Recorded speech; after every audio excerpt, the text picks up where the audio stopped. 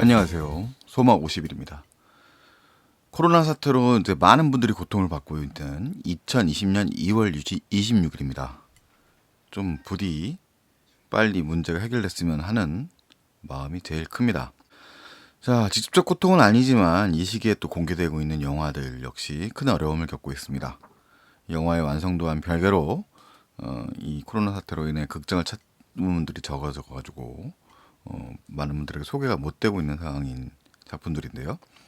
그 중에서 한국 영화 지푸라기라도 잡고 싶은 짐승들을 리뷰하려고 합니다. 지푸라기라도 잡고 싶은 짐승들이란 영화의 감독은 김용훈이라는 감독이에요. 81년생이고요. 이 영화가 장편 데뷔작입니다. 그다음에 뭐 단편 작품이 있었고 아주 오래전에 장진 감독의 거룩한 계보의 연출부 기록이 있네요. 이 작품이 이제 장편 데뷔작인데 이 작품으로 로테르담 국제영화제 심사위원상을 수상했습니다. 사실 로테르담 국제영화제도 유럽의 이제 네덜란드에서 열리는 영화제인데요. 뭐 꽤 큰 규모의 영화제라고 할 수 있어요. 뭐 축구로 치자면 뭐 빅리그는 아니지만 내실 있는 네덜란드 리그처럼 뭐 그런 영화제라고 할 수 있습니다. 여기서 평가를 많이 받았다는 거는 그래도 평이 아주 좋았다는 소리고요. 지푸라기라도 잡고 싶은 짐승들의 경우에는 원작이 이제 일본 소설이에요. 소노 케이스케라는 이 작가의 동명의 원작 소설이 영화된 겁니다. 이 작품을 쓴 이 소노 케이스케라는 사람은 원래 이제 그 와세다 대학을 중퇴하고 마라 카페 점장, 사우나 종업원 등의 이제 프리터로서의 이력을 가지고 있는, 그러니까 자신의 사회생활 경험을 바탕으로 해서 이런 좀 추리나 그러니까 일종의 스릴러 소설들을 이제 발표하는 작가입니다. 그 작가의 대표작 중에 하나죠. 등장인물들부터 좀 살펴보죠. 이 영화는 등장인물이 상당히 많습니다. 연이라는 인물이 등장해요. 전도연이 연기하는 인물이고 이 인물은 이제 약간 좀 미스터리한 그 영화가 시작한 다음에는 처음에 등장하지 않고 한참 지나서 영화가 뭐 1시간 정도? 뭐 정확하게 시간 안 재봤습니다만 그 정도 지나야지 등장을 하는데 존재감은 엄청납니다. 이 인물은 아마 소설에서는 실제로도 최영이라는 인물의 이름을 가지고서 등장을 할 거예요. 그 다음에 이제 정우성이 연기하는 태영이라는 인물이 있습니다. 이 인물은 이제 세관 공무원인데 이 사람은 연희와 동업한 사업의 실패로 사채업자인 박 사장에게 시달리고 있는 그런 인물입니다. 아주 뭐 세속적인 인물이죠. 배성우가 연기하는 중만이라는 인물이 있어요. 이 인물은 중년 이제 막 대학생 딸을 두고 있는 이쪽에 이제 영화의 실제 인물의 나이는 뭐 거의 한 50대 정도로 봐야 되는데 하던 횟집을 좀 접고서 호텔 사우나에 이제 일종의 종업원으로 일하는 사람입니다. 뭐 그리고 지금 자기가 살고 있는 집은 이제 옛날에 횟집을 했던 그런 이제 집에 살고 있어요. 그 다음에 이제 미란이라는 인물이 있어요. 이 신현빈이라고 해서 약간은 뭐라고 할까요? 젊은 배우죠. 뭐 30대 실제로 배우입니다만 신현빈이라는 배우가 연기하는 그 여성이에요. 모종의 빚을 지고 일종의 지금 룸스랑 도우미로 활동을 하는데 이 남편이 이 폭력 남편입니다. 폭력에 시달리고 있는 그런 여성이죠. 배성우가 연기하는 중만의 곁에는 부인으로 이제 진경 배우가 연기하는 영선이라는 인물이 있고 이 영선이라는 인물은 이제 치매에 걸린 시어머니 그 윤여정 배우가 연기하는 순자라는 인물인데 시어머니를 돌보고 또 어려운 가정 형편 때문에 이제 평택항의 국제터미널에서 청소부로 일하고 있는 그런 여성입니다. 이미 언급되었던 이 정우성이 연기하는 태영을 괴롭히는 이 잔혹한 속물 사채업자로 정만식이 연기하는 박사장이라는 인물이 있어요. 뭐 아주 전형적인 이제 욕망과 폭력성으로 점철된 인물이라고 말할 수 있죠. 이 미란이 만나는 인물로 이 술집에서 만난 그 중국 출신의 불법 체류자 역할인 진태라는 인물이 이제 정가람 배우가 연기합니다. 젊은 배우죠. 뭐 사등이라는 그 영화에서 그 첫 장면 앞부분에서 이제 변죽 좋은 인물로 등장하는 그런 인물이에요. 배우예요. 그 다음에 이제 그 붕어라고 박지원 배우 요즘에 이제 조연 배우로 많이 주가를 올리고 있는 이 박지원 배우가 이 붕어 역할을 등장하는데 이 인물은 태영의 먼 친척으로서 그 룸살롱의 일종의 실장으로 일하고 있습니다. 그래서 뭐 태양과 같이 이제 같이 보조를 맞추고 있는 그런 인물이에요. 태양은 이제 정우성이죠. 그 다음에 이제 맥이라는 인물이 있는데 이 인물은 이제 그 정만식이 연기하는 박 사장 옆에 있는 일종의 직원인데, 그러니까 아주 살인이라든가 이 뭐 그런 걸 내장 먹기를 좋아하는 좀 아주 무서운 인물입니다. 되게 강렬한 마스크를 가지고 있어서 영화가 끝나고 난 다음에는 뭐 상당히 인상이 많이 남는 인물이에요. 이 배진웅 배우가 연기하고 있어요. 자, 이 줄거리부터 좀 살펴봐야 되겠죠. 이 영화의 줄거리는 이제 마지막에 이제 이 영화의 전체적 구조가 그 다층적인 인물들의 각각의 이야기가 있다가 이제 마지막에 이제 연결로 그 하나의 이야기로 모아지는 이제 좀 구조를 가지고 있어요. 종의 메비우스의 띠 같은 구조라고 얘기할 수 있을 것 같은데, 메비우스의 띠 구조는 이제 앞에 맨 첫 장면에 등장하는 장면이 이제 영화의 후반부 장면과 맞닿아 있다는 얘기죠. 그리고 각각의 인물들의 이야기가 서로 연관되면서 이야기가 마무리되는 겁니다. 첫 장면은 일단은 그 여기서 상표명을 얘기해도 되겠죠. 예. 루이비통의 보스턴백이 등장을 합니다. 영화의 첫 장면은 사람이 등장하는 게 아니라 이 크레디트가 올라가면서 루이비통의 돈가방인 것이 거의 분명한 이 보스턴백이 보여지는 장면으로 들어가요. 사우나로 들어가고 그것이 이제 사물함에 들어가는 장면으로 시작합니다. 자, 그러면서 이제 그 이 배성우가 연기한 중만이 이제 뒷정리를 하다가 이 보스턴백이 치워지지 않아서 거기서 이제 정리하고 보관함에 이제 그게 돈이 있다는 사실을 알고 보관함에 넣는 거에서 시작하죠. 가져가진 않아요. 자, 그런 상황이 이제 벌어지고 그러면서 이야기가 이제 태영의, 즉 정우성이 연기하는 인물의 이야기로 펼쳐집니다. 태영이 이제 박 사장이 시달리고 있는 상황, 그에게 그 돈을 갚아야 된다는 얘기고, 태영은 나름대로 자구책을 찾기 위해서 일종의 호구라고 하는 자기의 동창인데 도망치고 있는, 그 다음에 돈을 미랑을 핑계로 어떻게 빼앗을까를 고민하는 뭐 그런 인물로 등장을 합니다. 또 한쪽에서는 이제 이 미란, 신현빈 배우가 연기하는 미란이라는 인물이 상황이 벌어지죠. 그 남편이 그 술집 종업원을 일하고 있는데 퇴근하고 온 남편이 이제 그녀에게 폭력을 휘두르고 있는 모습들, 그런 모습들이 보여집니다. 뭐 그런 이야기들이 이제 쭉 진행이 되고 그들의 상황에서 아까 얘기했던 대로 이제 각자의 욕망들을 실현하기 위해서 움직이게 되죠. 인물들은 모두 다 어떻게 보면 돈에 쫓기고 있는 상황이고 생겨날 돈들을 찾기 위한 겁니다. 미란의 경우에 즉 그 술집 종업원으로 일하면서 남편의 폭력에 시달리고 있는 미란의 경우에는 빚에서 벗어나야지 자신의 삶이 나아지는 거죠. 마찬가지로 배성구가 연기하는 중만 가족의 경우도 딸이 등록금이 없어가지고 학교를 쉬고 아르바이트를 해야 될 상황이라고 하는 상황까지 이야기를 듣게 되니까 돈이 절실해집니다. 뭐 아주 거친 사채업자에게 쫓기고 있는 정우성의 경우도 마찬가지고요.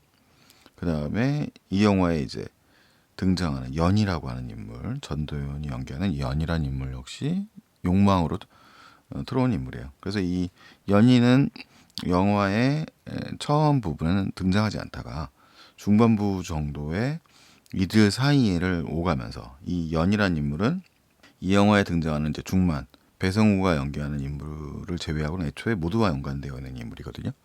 그 관계를 통해서 그녀는 이제 어떻게 자신이 추구하는 이익을 얻기 위해서 움직이게 되는 거죠.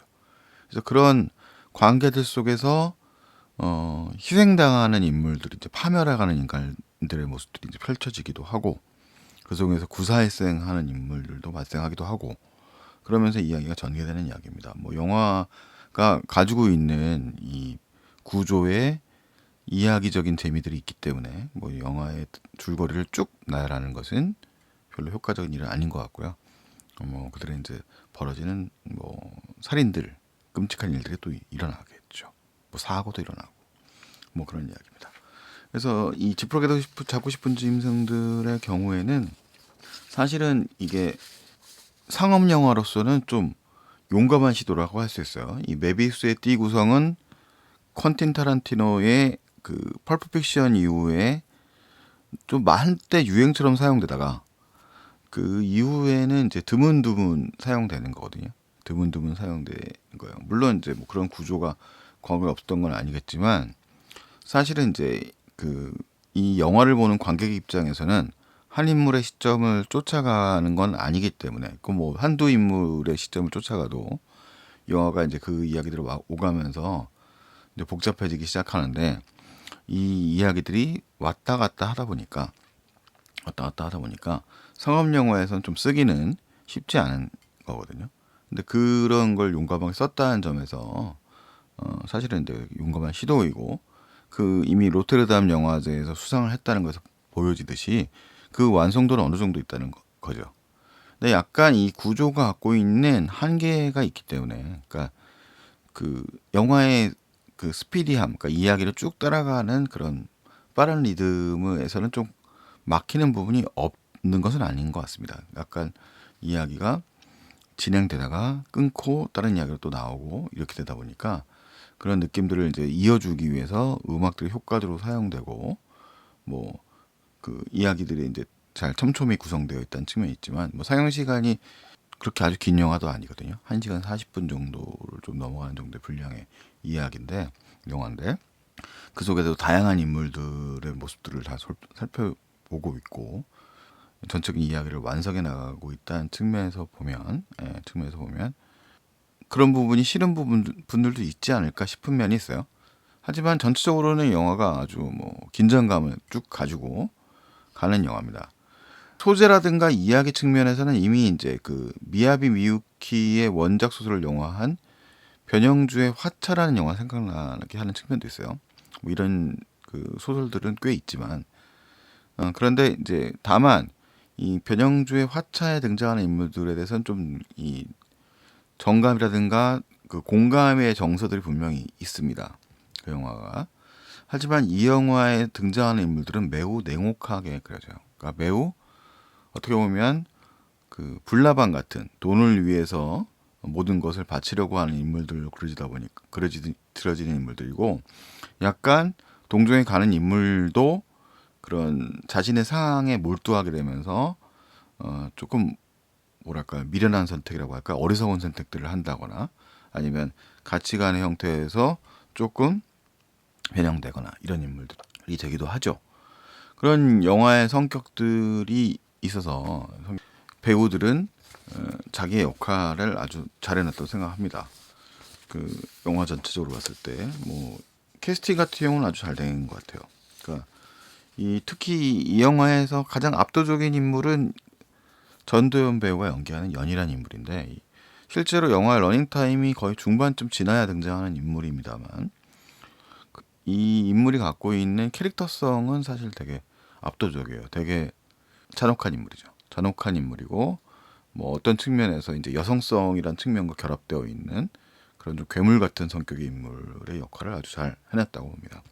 정우성 배우의 경우에는 뭐 그 예의 좀 그 예의 발음이라 이런 거보다는 약간 좀 건들거리는 뭐 되게 속물 같은 인물로서의 역할을 해내고 있습니다. 그런 인물이고요. 배성우 배우도 존재감이 훌륭하죠. 이 아주 서민적이고 약간 그 웃기는 대사 같은 것들도 있어요. 막 상황에서 뭐 그래서 뭐 나름대로 이제 그 영상 보시면 그런 대사를 하고 있는 장면들도 요즘에 홍보용으로 많이 사용되고 있는 것 같더라고요. 그 다음에 이제 뭐 신현빈 배우의 경우에는 이제 그 인물의 약간 미세한 변화들, 그 다음에 이제 독해지는 모습들 이런 모습들이 잘 표현되어 있어서 영화의 그 배우들로서는 그 전체적으로 영화를 이제 여러 가지로 나누고 있는 분량이지만 꽤 그 캐릭터에 잘 맞는 걸맞는 역할을 하고 있다라고 보여집니다. 뭐 나머지 배우들도 다 조연 배우들도 뭐 한 역할씩 다 해요.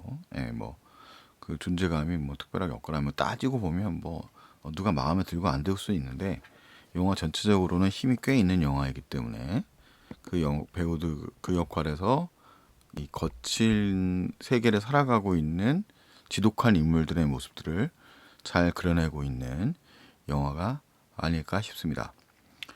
사실은 이 영화는 이제 한국판으로 만들어지면서 일종의 배경 공간을 평택이라고 하는 공간으로 한정 지어놨어요.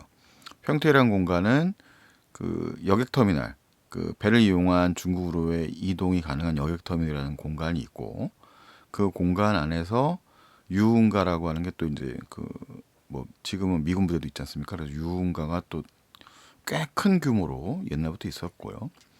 그 속에서 벌어지는 이제 욕망성이라든가 이런 것들이 이제 좀 두드러진 공간으로 봤던 것 같아요. 그래서 그 공간들, 그리고 뭐 이 배성우가 연기하는 그 중만이 살고 있는 공간은 좀 쇠락한 그런 옛 횟집의 모습들 같은 공간들까지 사용을 하기 때문에 다층적인 공간으로서 아주 좀 매력적인 있는 공간이 아닌가라는 생각이 듭니다.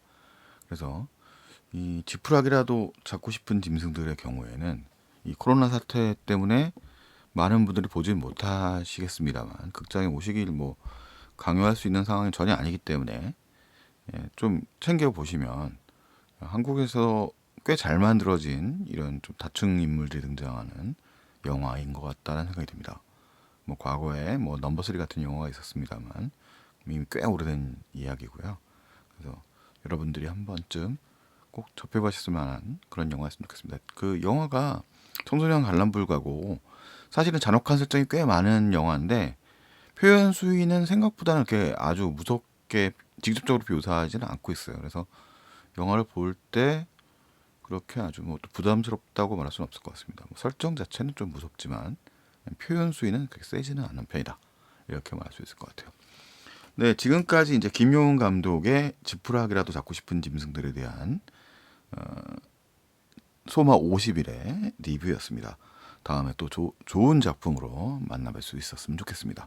안녕히 계십시오.